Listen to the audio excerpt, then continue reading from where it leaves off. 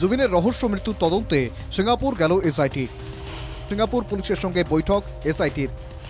মুন্না প্রসাদ গুপ্তার নেতৃত্বে সিঙ্গাপুরে অসম এসআইটি। বৈঠকের পরই বিস্তারিত জানা যাবে। সিঙ্গাপুর থেকে ফেরার পর সাংবাদিকদের বিস্তারিত জানাবেন এসআইটি প্রধান মুন্না প্ৰসাদ গুপ্তা।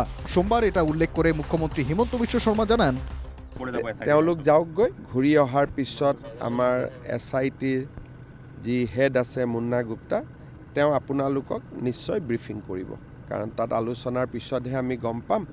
আলোচনা কৰি ঘূৰি আহক। তেওঁ সাংবাদিকসকলক আহি ছিংগাপুৰ ভ্ৰমণত তেওঁলোকে যিখিনি পালে বা যি আলোচনা কৰিলে নিশ্চিতভাৱে সাংবাদিকসকলক অৱগত কৰিব। সিঙ্গাপুর গেলেও সেখানে সরেজমিনে তদন্তের অনুমতি পাচ্ছে না অসম এসআইটি। সিঙ্গাপুর পুলিশের সংগ্রহ করা তথ্য প্রমাণ আদান প্রদানের উদ্দেশ্যেই অসম এসআইটির সিঙ্গাপুর সফর।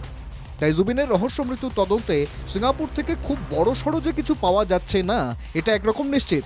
সব মিলিয়ে তদন্তের জন্য সম্ভাব্য সব পদক্ষেপই নিতে রাজি রাজ্য সরকার। শুধু সিবিআই তদন্তে আপত্তি হিমন্ত বিশ্ব সরকারের।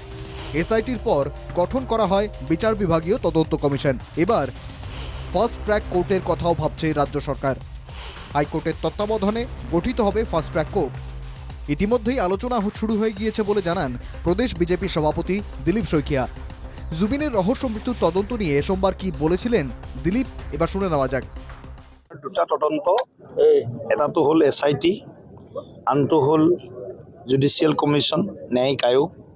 আৰু এইফালে আমি আৰু এটা আৰম্ভ কৰিছে ইতিমধ্যে যে ফাষ্ট ট্ৰেক আদালতত ইয়াৰ বিচাৰ হ'ব লাগে। ফাষ্ট ট্ৰেক আদালত মহামান্য উচ্চ ন্যায়ালয়ে এইটো গঠন কৰিব আৰু সোনকালে বিচাৰ প্ৰক্ৰিয়াটো ফাষ্ট ট্ৰেকলৈকে হস্তান্তৰ কৰিব। এইটো আমাৰ সকলোৰে দাবী আছে। অতি শীঘ্ৰে মহামান্য ন্যায়ালয়ে এই ফাষ্ট ট্ৰেক আদালত গঠন কৰক আৰু এই সন্দৰ্ভত যি ন্যায়িক প্ৰক্ৰিয়া অতি ক্ষীপ্ৰ করক।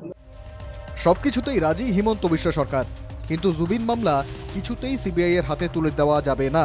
অথচ প্রথম থেকেই মামলা সিবিআই এর হাতে তুলে দেওয়ার দাবি জানাচ্ছেন বিরোধীরা।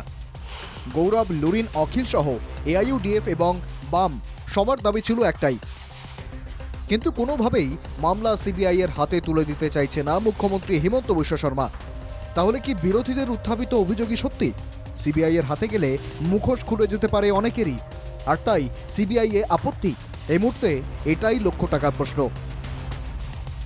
Bureau report, NK TV Bangla.